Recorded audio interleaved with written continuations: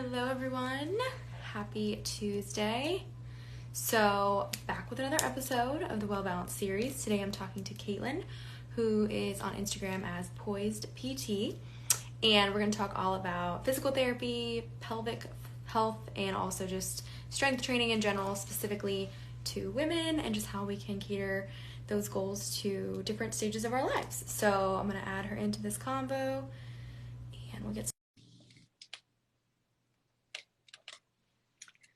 see if she can hear me. Hello. Hi.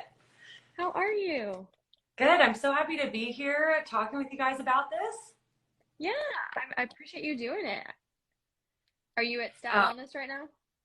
yes, I'm in our new location in Roswell, if anyone's been there. It's a fun historic house, and so I'm in the PT room. Nice. Perfect. Look at that. Can you hear me okay? I can hear you great. Can you hear Okay. me? Yes, you're good. Well, this series is definitely just about, connecting with women in this industry who are helping women obviously become healthier. And I'm sure you work with males too, but women being my predominant audience. And so really just kind of getting information on your end about your specialties and like how we can kind of cater those things to women's health of all stages, prenatal, postpartum, those kinds of things. I had some questions come in too. So we will ask those throughout. Unless you touch on them, then we'll definitely. But yeah, we'll start off with an introduction just about you, kind of what got you into this space, and then we'll dive a little bit more specifically into, I think the pelvic floor is definitely a topic of interest. And Yeah. then strength training, I think too, comes with some, stigmas in some cases with just muscle building and all that kind of stuff. So we'll do that too. Awesome. So if you guys don't know me, my name is Caitlin Raymond, and I'm a physical therapist who specializes in pelvic floor. I actually got a roundabout way to getting there.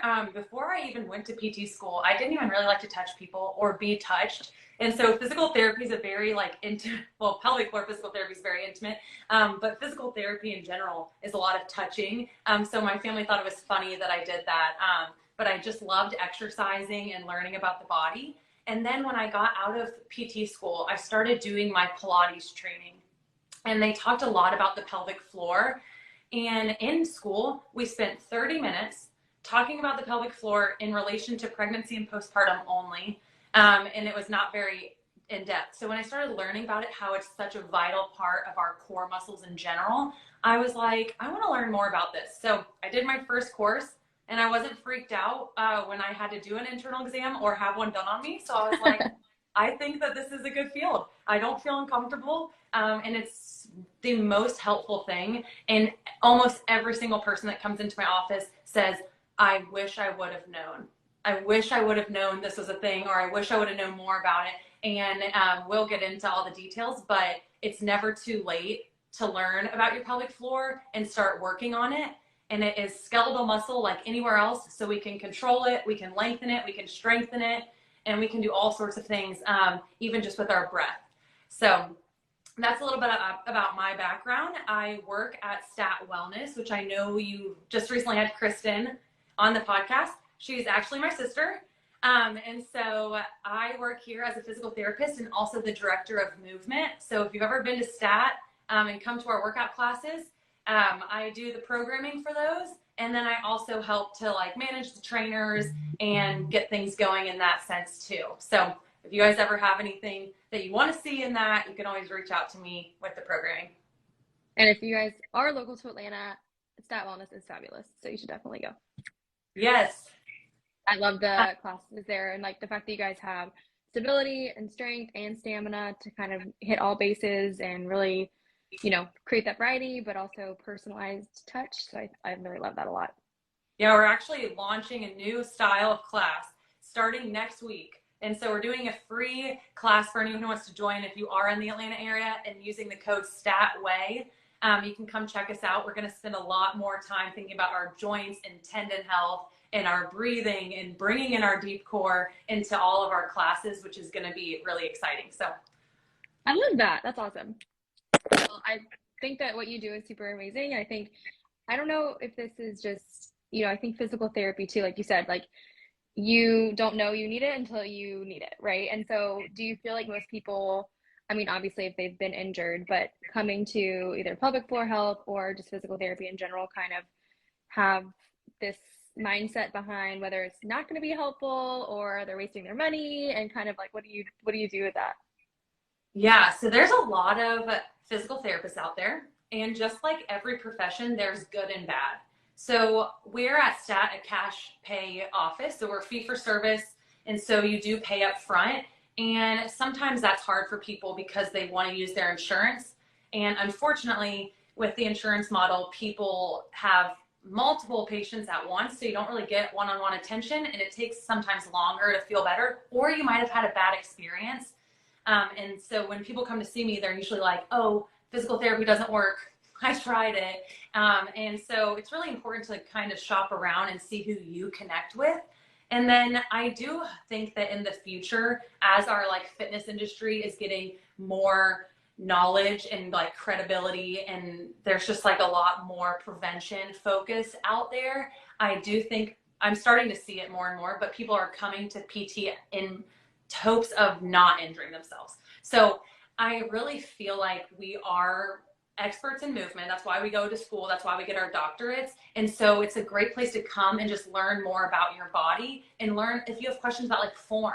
I see so many people who are like, oh, I didn't actually know it was bad that like I, talking about pelvic floor, like leak when I jump, when I exercise, or I didn't know it Mm-hmm. wasn't normal to leak when I sneeze or cough, or I didn't realize it wasn't normal to just like always have a little bit of back pain, stuff like that, where it's like we don't need to settle, and there's lots of things to do, and physical therapy is a very conservative treatment.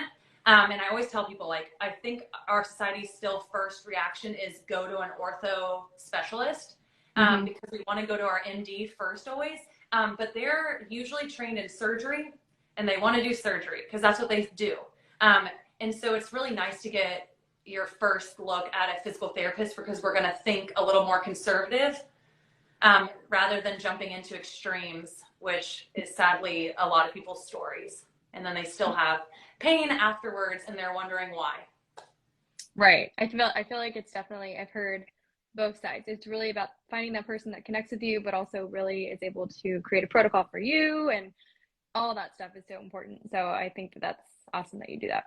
Yeah, and I can So like jump in and tell you a little bit about the pelvic floor if you guys yeah, I want. was gonna say that was the next thing. So diving into like, do people normally come for that specifically, or is that kind of tied into everything else, or what is that? What do you normally do there? I do see a lot of people coming in specific for pelvic floor. So I probably say that over 50% of my caseload is pregnancy and postpartum, because that Mm-hmm. is becoming more well known that it's helpful. Um, and I think that a lot of times I'll get people who have had the extreme things happen, where maybe they've had endometriosis for years and years and years and pain. And then they finally are like, oh, someone tells them, let's try physical therapy to help manage that pain. I also get a lot of ortho people, and I can't turn off my pelvic floor lens. So I do end up bringing it in with everyone. And even if you've come to my fitness classes, I'm going to bring it in. Just by telling you to like press to the ball mound of your foot more to get your plantar flexors working, so that your inner thighs work and so that your pelvic floor fires, or even just telling you to exhale at certain points where you don't even know what I'm having you do. But I'm always bringing the pelvic floor in, regardless of who I'm working with. That's great. Uh, Yeah, I think that's, yeah. I think for So people too, our it's like when you don't know that you're doing it, it makes you do it more. Well, that's the thing. Sometimes I was guilty of this, especially when I first started out, is like over cueing. And sometimes I still catch myself. I'm like constantly layering on cues, but really our bodies are very smart. And so once we just like find the right cue for you, or even just simply thinking about one or two things, it can correct a whole bunch of stuff with people's movement. And usually for me, that's going to be always starting with the breath, um, because our breath is really important when it comes to our deep core. So I'll explain the pelvic floor, and if anyone ever has any questions, like pop them in the chat. I like it being interactive. And Kelly, if you have any questions that you're like, that actually doesn't make sense, please interrupt me and let me know, because sometimes I ramble. You But got it. I always have our model. And so a lot of people haven't really seen a pelvic floor model before, but I'm going to get a little closer. this is a female pelvic floor model, but like you touched on, men also have pelvic floors, and it's important for everyone, regardless of your gender and everything. So, but for today, we'll do a female. I need to get a male one. But this is the outside of our pelvic floor. This is more superficial. So as you can see, like right here, like this is where our labia is. So we have these superficial muscles that are very external, and they create a lot of closure and support in our pelvis. And then we have a deeper layer that goes from the inside of our pubic bone to our tailbone. And you can see this is just like what you'd think. It's like a bowl in your pelvis. And I think everyone's first thought of when they think about the pelvic floor, or at least it was mine, is that it supports our organs. It holds our organs in, but it really does so much more than that. It not only holds our organs in, it also helps to stabilize our pelvis. So think about any task like walking, balancing, exercising, getting out of bed, like anything like that, like it's going to help stabilize us. It also helps pump fluid back to our heart, just like our calf muscles help pump fluid back to our heart. So does our pelvic floor. It's very important in our bladder function, bowel function, and sexual function. So most people don't know that an orgasm is actually just rapidly firing pelvic floor muscles. So if you sometimes have a hard time with that, yes, a lot of mental stuff goes into it and past experiences, but also muscle health. And it also, when we talk about the pelvic floor, we can never think of it as being in isolation. So the pelvic floor works in conjunction with 3 other muscles to be our deep core, and it's actually very anticipatory. So what that means is this system should work without us thinking about it and right before we move. It is working to stabilize us. So we have the pelvic floor that has the 3 layers. Then we have our diaphragm that sits at the top of our rib cage. It sits right under our rib cage, kind of like an umbrella. And then we have our transverse abdominis, which is our deepest layer of our abdominal wall, which I think a lot of people only think about when they think about core strengthening. But we got other muscles there too. And we have our back stabilizers, which is our deepest layer called our multifidus. So all 4 of those muscles have to work together in unison to really give us good stability. And so what happens is we can't see our pelvic floor. We can't really see our diaphragm. We can see our abdominal wall, but we don't always know what's going on. We may have had trauma to the area, having a baby, falling, having sexual trauma, which is unfortunately very common. Any of those things can really impact our pelvic floor. And then even having orthopedic injuries outside of the pelvic floor, like back pain, hip pain, it's all so closely related that it will signal to those areas, specifically our multifidus and our transverse abdominis, to stop working. So we'll say, hey guys, it's not safe right now. We're having an injury, so we can't work. And those are the instances where it's really helpful to just start re-educating the muscles. So our bodies are extremely smart, and we will make any pattern work because we want to get to our end goal, and it's not necessarily the most optimal way to move. And so that's kind of where physical therapy comes in, is it can help re-educate systems and help you move more optimally, and kind of get out of some compensations. That's it. You said a lot of things. I don't know what they are, but you definitely. Yeah, but really in when so it many comes terms, to, I was like, yeah, so when it comes down to it, our deep core helps regulate our intra-abdominal pressure, which keeps us in good positioning to use our muscles optimally. So perfect. the biggest thing that I think about is, where's my rib cage in relation to my pelvis? So you might hear a lot about like posture and different strengthening and stuff, and really it boils down to, where's my rib cage in relationship to my pelvis, and is my deep core making a nice canister? So if you think about our core system as being like an unopened Coke can, or we can say like a LaCroix, because we're a little healthier and we don't drink sodas. So if we think about that unopened can, if you try to stomp on it without it being opened, it's hard. You won't be able to. It's probably going to hurt your foot. But if you open the can and then stomp on it, you're going to be able to smash that can down, no problem. And so our deep core system helps regulate that pressure so that we can't get stomped down and we're stable. And so when we're lifting a load, when we're picking up a child, when we're getting up from a low surface, we're able to stabilize without even thinking about it. That makes sense. I like that canned analogy. Yeah. So it's like But chiropractic, does that support the pelvic floor and PT in general, or is that something that you recommend that people do in that way as another way to support it, or no? yeah, so chiropractics, they're like the specialists on spines, your nervous system, and like your alignment. And so it's really a good complement to PT because we're more like musculoskeletal experts and they really can get everything in good positioning. But it is super important to address muscles as well as the bones. And I actually really refer out to chiropractic a lot during pregnancy because it can really help with the position of the baby. It can help with the position of your Hmm. pelvis because when you have a baby, it's a pretty big object coming through your vaginal canal. And if you can see this, is a pretty small opening, depending on your anatomy. It could be smaller, it could be larger. And so making sure that your sacrum is moving how it should be so that your tailbone can get out of the way, and all those things is really helpful. So I think it's a really good complement to each of our practices work well together. Yeah, that's interesting. I didn't think about it. The muscle and bone combo. Yeah. So, in terms of like symptom wise, one of the questions too was how do you know if you need to do pelvic floor work? So, what are some of the main, anyone can benefit, I'm sure, at any point, but what are the things people typically are like, okay, this is something I need to check? So first, any bladder symptoms. So none of us are ever taught what is healthy bladder habits. I know I wasn't until I did pelvic floor. We should be able to hold our urine regardless of how much water we drink between 2 to 4 hours.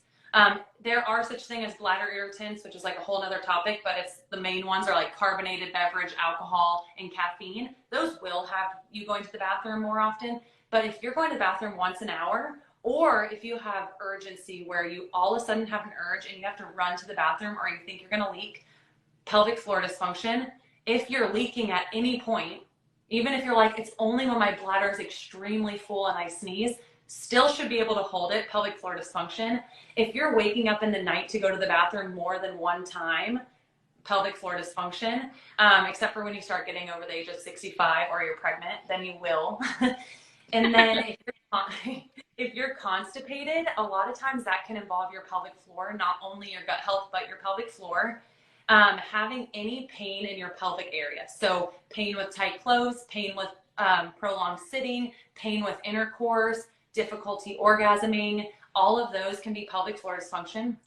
If you have chronic back or hip pain that hasn't resolved with conservative like physical therapy, pelvic floor is for sure involved, but it could be more of the leading symptom if you're not getting better with other forms of treatment. And then other things where you might not be aware of it being your pelvic floor is if you're having, sometimes when we have other injuries, because they're closely related, it will involve the pelvic floor. So if you tear your labrum in your hip or have back surgery, it's so closely related that a lot of times it's helpful to go in and just learn what's going on with your core so that you can start being more stable and move better, because we don't want to get setbacks later by not having good stability. That's really our foundation. Right. So those are A lot like of, the big ones. People usually don't know about the bladder being a oh, really yep. big driver of pelvic floor That's definitely dysfunction. very interesting. I mean, it's like and even going to the bathroom in the middle of the night can be a blood sugar thing. So it's like people are just normalizing a lot of things that aren't normal. So it's good to have Yeah. people like you to kind of check that a little bit and dive a little bit deeper. Um, so with regards to the like prenatal type of approach, like when they're pregnant, do you typically see women coming right when that starts happening, or a few months in? What's typically the time frame that you recommend that women start working on that? I love to see people when they first find out they're pregnant. And then depending on what's going on, maybe in between that and their 34 weeks, if they don't have any issues and they're able to be active, after I see them their first visit, I like to see them at 34, 35 weeks to start preparing for birth. And then I like to see them 1 to 2 times after, anywhere between starting at 4 to 6 weeks, around that time, depending on if they had a complicated delivery. But when I see people before having the baby, I love to educate them on how to properly strengthen their deep core, how to use their breath when they're exercising, because although it's okay to Valsava when lifting heavy weights. When you're pregnant, it's actually not okay because you already have a lot of stress on your pelvic floor. So if you're holding your breath or even holding your breath on the toilet, talking about those kind of daily activities to make sure you're not putting excess stress on the pelvic floor. Also, kind of addressing people's expectations about birth and delivery and recovery. I feel like there's so much information out there that's maybe not helpful, and a lot of fear-based information. So I do really love talking to people and sharing like, hey, it's individualized and based on you, it's okay to do this. Like, I have so many people come in and say, my doctor told me not to lift more than 10 pounds over my head. My doctor told me not to get my heart rate over 140. My doctor told me to never be on my back. It's things like that that are not necessarily true, unfortunately. You can do a lot more than you think you can. And then I just saw someone say, do you recommend pelvic floor PT preconception? I actually do, because you're just going to be ahead of the curve. You're going to understand how your deep core works and what to do when you do get pregnant. Also, it can be helpful in getting pregnant because sometimes we have things going on like excessive tension in the pelvic floor and different things like that that can be causing some other issues that might be more stress on your body and leading it to be a little harder to get pregnant. And then also, especially if you're having a hard time getting pregnant, I highly recommend coming in and getting your hormones looked at and everything with one of our functional medicine providers, because doing that kind of thing and syncing that up before having a baby, making sure your vitamins are good, everything is good, is I think the best thing you can do for yourself. So like the ideal timeline of that, would you say, I mean, obviously if you're having trouble conceiving, that's one thing, but ideally like 6 months out or 4 months out, what would you typically say would be good to start to do that? Really, whenever. If you're like, hey, I think I want to start trying to get pregnant, make an appointment and you can just learn more about your body. And I can even talk about cycles and stuff like that with people as well, as nutrition and sleep, and kind of touch on a lot of topics. Perfect. Okay, cool.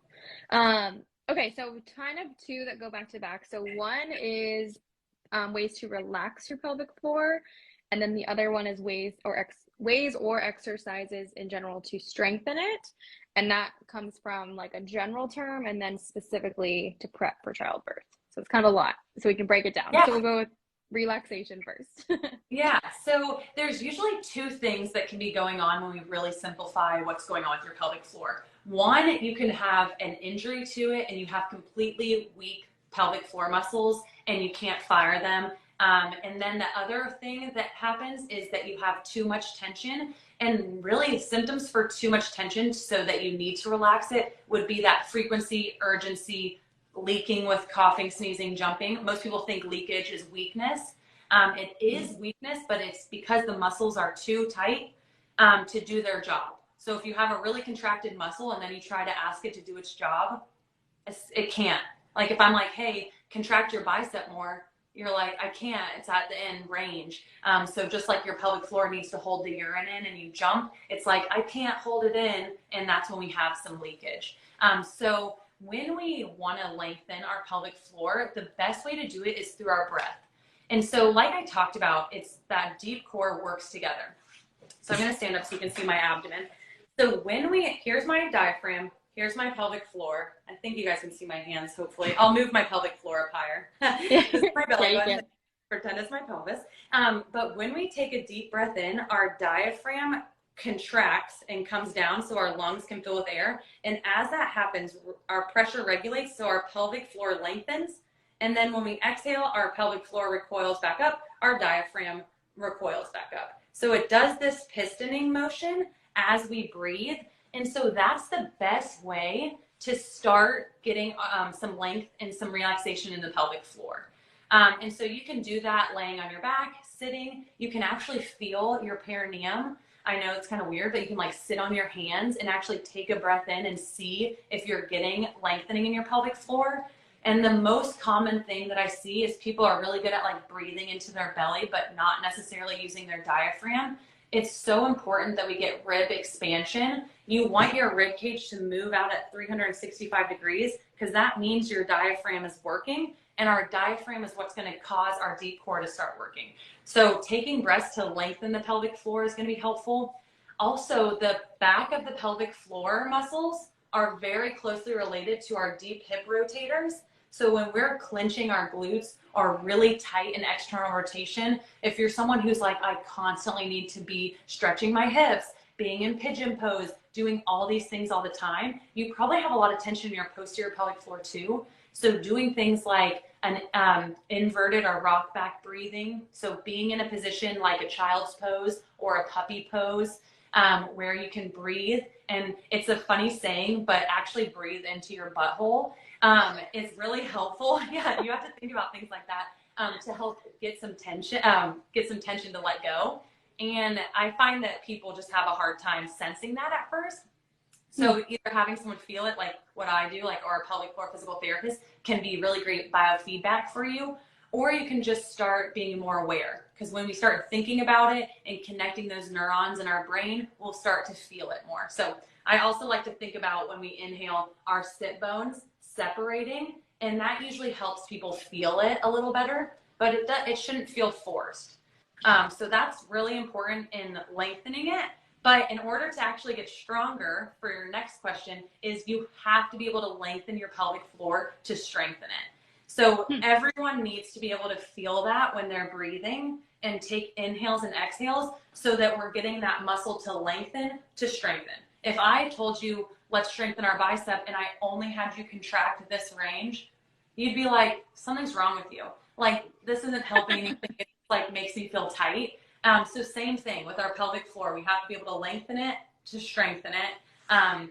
And so really anytime we are properly using our core muscles and lifting a load or doing anything, we're strengthening our pelvic floor. So I heard this analogy once and it really stuck with me, but our deep abdominals, so our core muscles, when you like tighten your core properly, not just using your rectus abdominis, but when you actually get the whole thing to contract together, your pelvic floor muscles will fire. They're best friends. They pinky swore that if one fires, the other's going to fire. And so a lot of times when I have someone who's had maybe a trauma or they're having a really hard time connecting to their pelvic floor, we just really go into properly activating the core, and your pelvic floor will get stronger. So I highly, highly, highly recommend strength training for anyone who wants to get their pelvic floor stronger, because lifting a load is like the best core exercise you can do. Deadlifts, squats, all of that is like the best core exercise you can do. When you have good form and you have a good stack of your rib cage over your pelvis, your muscles are working. And especially when you use your breath to bring it in, I like to say inhale down, exhale up. When you're doing your exhale and drive, your pelvic floor is firing. You're getting a nice stable contraction with everything. Sometimes that's hard to know what's going on your own. So it is helpful to see a professional so they can kind of talk you through that.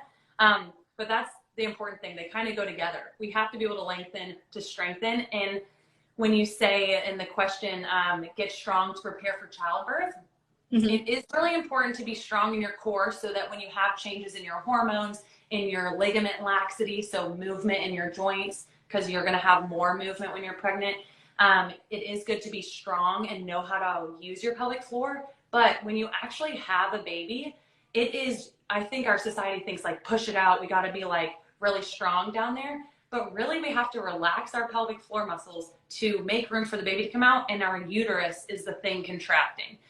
So when we think about childbirth is when I actually start doing a lot of down training with people, and we start doing things like a perineal massage at 34, 35 weeks. We do deep breathing in different positions that could be potential birth positions so that they can start sensing the floor. And stuff like that is really helpful. So yes, it's important for the core to be strong and really work in the whole system, but we want to be more aware of what's going on with the pelvic floor and lengthening it too. Yeah, that's really interesting. And I mean, it makes sense, but it just, I guess it's like people always want this or that, but sometimes you have to do both to achieve the goal that you want. So that's really interesting. Yeah, and there's no like quick fix, as you know, with like everything in wellness. It's really about consistency And when we start doing new things like bringing our breathing into our strength training or learning about how to properly engage our core, it's going to be a lot of mental work at first. So it's taxing on our body because we're thinking maybe we're not sweating and maybe we're not like feeling a burn in our rectus abdominis, our six-pack abs. But we're still making huge gains when we actually do things properly. And then that will translate and help people down the line so much more than having a six-pack. So. No, I love that. I think that's really awesome. So to finish up, I have one last question actually, just to say like some things that can affect your pelvic floor health. So, whether it's a sedentary lifestyle, dehydration, I don't know, whatever, but just some things that really can impact the health if someone can't come and see you. What can they do at home that they could, besides the deep breathing and all that kind of stuff? Yeah, so really being aware of I like to call it orientation now instead of posture because our society has made like posture being like shoulders back and we like send our hips forward. I think one of the biggest things you can do for yourself when you're thinking about your deep core, including the pelvic floor, is thinking about where that rib cage is over your pelvis. So if you're doing exercise, of course, make sure you're breathing while you're doing it. You want to exhale on effort. And then you also want to make sure that your rib cage is over the pelvis because we can leak energy really easily when we flare our rib cage or if we're doing like a back squat and we like arch a lot. We're losing all this energy of our core muscles without keeping that canister nice and fit, like tight. So things like that. I would say my favorite thing is start by doing some breathing and pay attention to what's happening in the pelvis. There's great resources for free on YouTube, guided meditations to help bring awareness to your pelvic floor, different resources like that. You can always reach out to me too, and I can give you some videos. And then my second thing would be like after you're aware of what's going on, getting some lengthen and then contraction on the breathing, I would think, okay, where's my rib cage over my pelvis? So that everything is working really well and you have good pressure management. It's because when we don't have good pressure management, we're not using our diaphragm, we're going to get things going on we don't want. We're going to get tightness in muscles. We're going to have pain in our back. We're going to have leaks of energy everywhere. So those are my two things that I would say are the most important when it's starting to think about your pelvic floor. I love it. Well, I appreciate your knowledge so much. This is an awesome conversation and always, sorry, my battery came up. But I just want to end with how people can find you and what services you do. Obviously, you're at STAT, but do you do anything virtually for those that aren't local, online resources, stuff like that? Yeah, so like you said at the beginning, I'm poised_PT, which you probably can see on your screen right now. I hopefully one day will actually post on Instagram again because I do think it's really valuable to bust some myths on there and start talking about pelvic floor and strength training. But you can find me through Instagram, you can message me, or you can always look at our YouTube channel at Stat Wellness. We have a lot of awesome videos. It's like the same ones I send to my patients. So you can just kind of search things and find good instructional videos. I do free 15-minute consults. So you can call and text STAT and learn how to get a hold of me. And we can talk about maybe what's going on and the next steps for you. I do offer virtual appointments as well. And I do custom programming. If you're like, hey, I want to get stronger and also be thinking about my pelvic floor, we have an app through Stat Wellness. And I teach group fitness on Monday and Wednesdays at Stat in the morning. And so you can kind of find me sprinkled in everywhere. If you have any needs, I kind of go along the whole spectrum of rehab. So those are some ways to find me. You're a one-woman show. You can do it all. Well, I appreciate your time, and I'm going to post this to my page, so if anyone wants to go back and watch, and I'll tag you as well. So, but I really appreciate you doing this, and I hope to see you at STAT soon. I'm sure I'll find myself there eventually. Yes, thanks so much for having me. Yeah, of course. Have a good day. Bye.